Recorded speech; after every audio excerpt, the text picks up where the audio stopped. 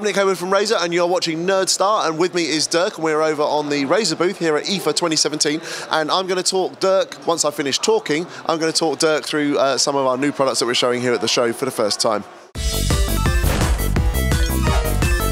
That's actually what we're going to do. We're going to talk about your new mouse, the Razer Basilisk. That's right, yeah. So this is a mouse aimed directly at first-person shooters. So we had the Naga and the Naga Hex, which were aimed at the MOBA and the MMO community. And what we've done is we've taken a mouse here and we've gone, right, let's give the first-person shooter guys a mouse.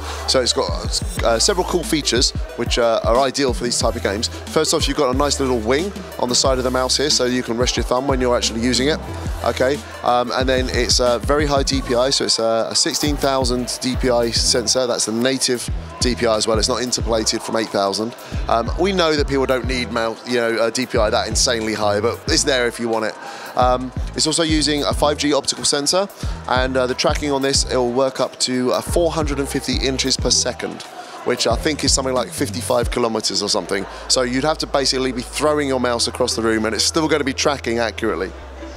But we've added on some cool features for first-person shooter players. The first one, and probably the biggest one, is we have a clutch button here, okay? And what that does is that gives you two separate options on the DPI buttons on the top. So we have the DPI button, so you can switch the DPI on the fly, and then you can engage the clutch and then assign different functions for these two buttons. So you could have something like a select, so if you're playing PUBG or something like that, yeah, so you could have select grenade rather than just having to find the hotkey on the keyboard, or you could have first aid or something like that, yeah.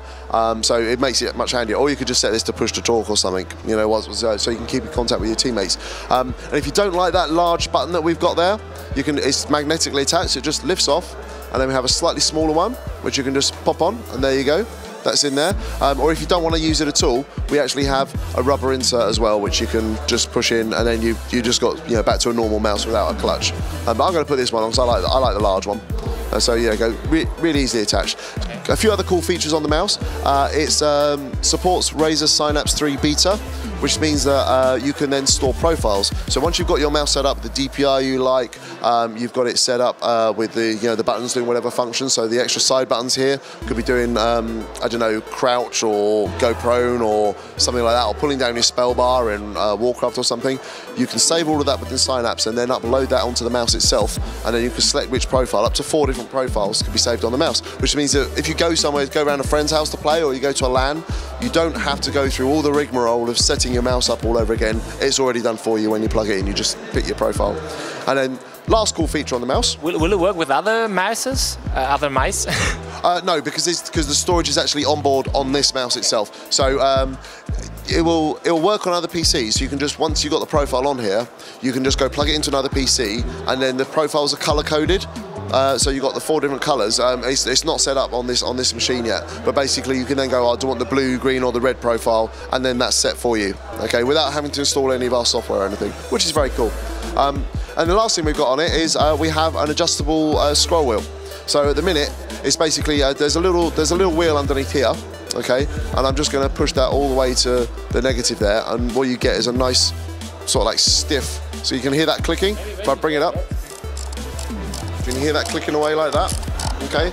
And then if I now roll this so the resistance is all the way down, okay? Now you've got a really nice smooth scroll wheel, see, no sound at all. The idea behind that is that when you get in a frantic shooter, maybe you don't want to be, you want a bit of tactile feedback from your mouse wheel. So you want to know when you've clicked around, because you don't want to sort of like be trying to select one weapon and accidentally go past it and end up with a smoke grenade or something, which I do a lot in PlayerUnknown. I tell you, I'm like, oh, I got a smoke grenade. You know, am I going to get away with it? So yeah, so we've got adjustable mouse resistance there on the wheel, and that's basically the Basilisk. Make sure, guys, that you come back soon for more from NerdStar, and make sure that you hit that like button, comment, and subscribe. So you got to do the proper outro. He's a pro. I don't know. Done this before.